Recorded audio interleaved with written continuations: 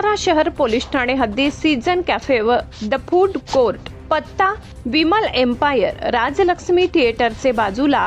देवी चौक, सातारा येथे कॅफेमध्ये काही अल्पवयीन मुले अश्लील कृत्य करत असल्याबाबत गोपनीय माहिती मिळाल्याने तात्काळ सदर ठिकाणी छापा टाकला असता कॅफे चालक मंथन मोहन पवार, वय 26 वर्ष, धंदा कॅफे चालक, राहणार मंगळवार पेठ, सातारा याने त्याचे कॅफेमध्ये कापडी पडदे लावून रूम तयार करून तेथे बसण्यासाठी सोयीसुविधा पुरवून त्या पैसे घेऊन भाड्याने अल्पवयीन मुलामुलींना देऊन अश्लील कृत्यास अपप्रेरणा देताना मिळून आला म्हणून त्याच्यावर सातारा शहर पोलीस ठाणे गुन्हा रजिस्टर नंबर 404/2026 पोक्सो ॲक्ट कलम 12-17 अन्वये गुन्हा नोंद करण्यात आलाय. साताऱ्यातील कॅफेंच्यावरती कारवाई आज काही झालेली आहे समजलं. बरोबर आहे. आज रोजी दुपारी 12:15च्या सुमारास सातारा शहर DB येथे काम करणारे सपोनी माने व त्यांच्या स्टाफला एक गोपनीय माहिती मिळाली की सीझन्स कॅफे म्हणून जे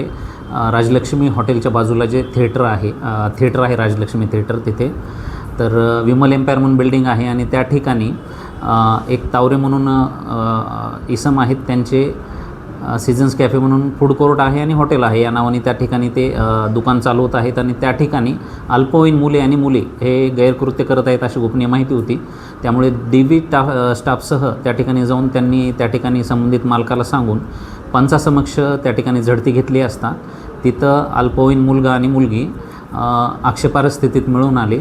आणि सदरबाबत त्या इस्माला लागलीच विचारणा केली असता सदर इस्माने कुठलेही त्या ठिकाणी सहकार्य केलेलं नाही आहे. त्यामुळे त्याला अधिकच्या चौकशीसाठी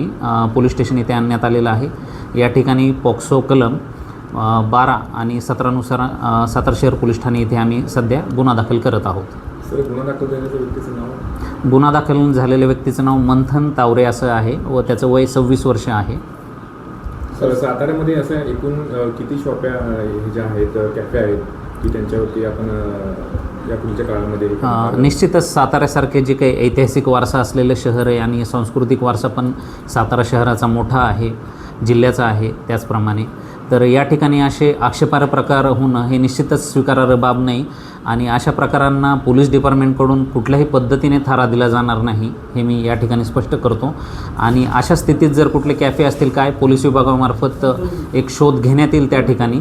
आणि संबंधित सातारा शहरातील सुजाण नागरिकांना माझं या ठिकाणी आव्हान आहे की याबाबत आपल्यालाही काही कळत असेल तर निश्चितच 112 नंबर असेल किंवा सातारा शहर पोलीस स्टेशन या ठिकाणी किंवा शाहूपुरी असेल या ठिकाणी आपण संपर्क साधावा आणि पोलिसांकडून अशा ज्या काही आपल्याकडून बातम्या मिळतील किंवा पोलिसांनी घेतलेल्या शोध मोहिमेत जे काही आक्षेपार्ह प्रकार या ठिकाणी आढळून येतील त्यावर निश्चितच प्रचलित कायद्याच्या चौकटीमध्ये कठोर कारवाई केली जाईल.